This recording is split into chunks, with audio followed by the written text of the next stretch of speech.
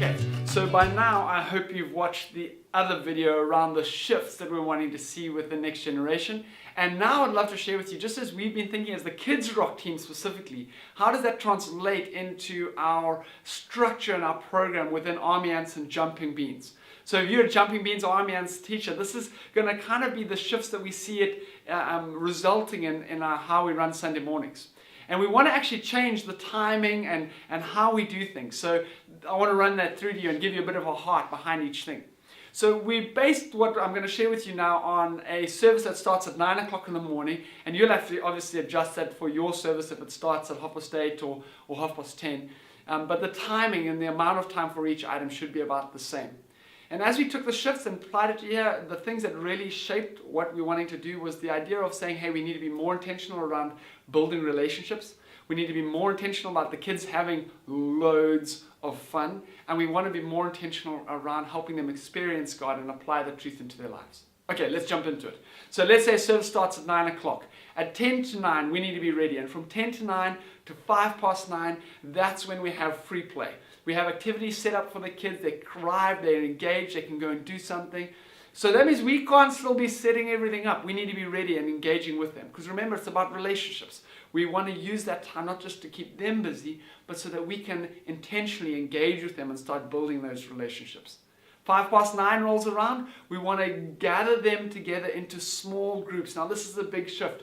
We want to create consistent small groups within Jumping Beans and Army Ants, led by the same teachers on a regular basis, so that we can build meaningful relationships with them. This first small group time is a plug-in time, where we get to connect with them over the past weeks. We may have a fun game that we can play within that small group that will engage them with the lesson that they're about to hear. This means that every single leader who's leading a small group will have to prepare that plug-in time. So it's a bit of a change. It's a bit of a shift in our mindset. You're not leading it for everyone, but just for your small group. So after that small group time, that plug-in time, which will be about 10 minutes, at about 9:15, we go into our big group setting where we'll have worship and response. We want to join Army Ants and Jumping Beans together. Some congregations already do that. And lead them in a time of worship, but not just worship. Also a time of responding to God. Maybe saying, hey, let's pray and ask God to speak to us and share what He's said to us. So that'll be about 15 minutes of worship and response, maybe reading the scriptures. Then we go into the teaching time. That pretty much stays the same as what we've been experiencing it in the last year. An intro to the video, and then the wrap up. From the video and the teaching, we want to go into free time, because kids need free time to play, and they need that unstructured time to be able to explore their world. And this is really upping the fun levels of the morning for the kids. For us as leaders, it's not a time for us to kind of step back and say, no, they're going to play, we can have a break. No, we need to be really intentional. If we're wanting to build relationships, we need to be with the kids, playing with them, engaging with them, asking them questions. This is a key time in an unstructured environment for us to relationally invest with the kids. So that'll happen about 10 minutes, quarter to 10 through to about 5 to 10. Then just before 10 o'clock, 5 to 10, we gather them back into the small groups, the same small groups as before.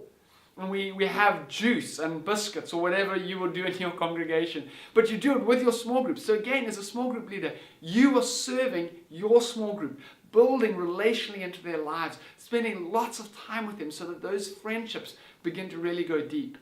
And then from having juice, we go into a time where we do the activity and the prayer. Now that is going to look different each week. Maybe there'll be an activity, maybe there'll be discussion questions that you can quickly talk through. It's about taking the lesson and helping them apply it to their own lives. And then to land that time in a time of prayer. So you can see the major shift is really us saying, hey, it's going to be a lot more small group based. And that means that each leader is going to be preparing for their small group, the different components. It's not hectic, it's not a major shift in terms of your preparation, but it might be a change in your mindset, saying, hey, every week that I'm on duty, I'm going to be doing that plug-in time, I'm going to be serving my group juice, and I'm going to be leading the activity time for my group. And our hope is that these shifts would help us to go deeper relationally, help us to have more fun with the kids, and help us to take the truth and help them experience it as a reality in their lives. I'm looking forward to it, and I hope you are too.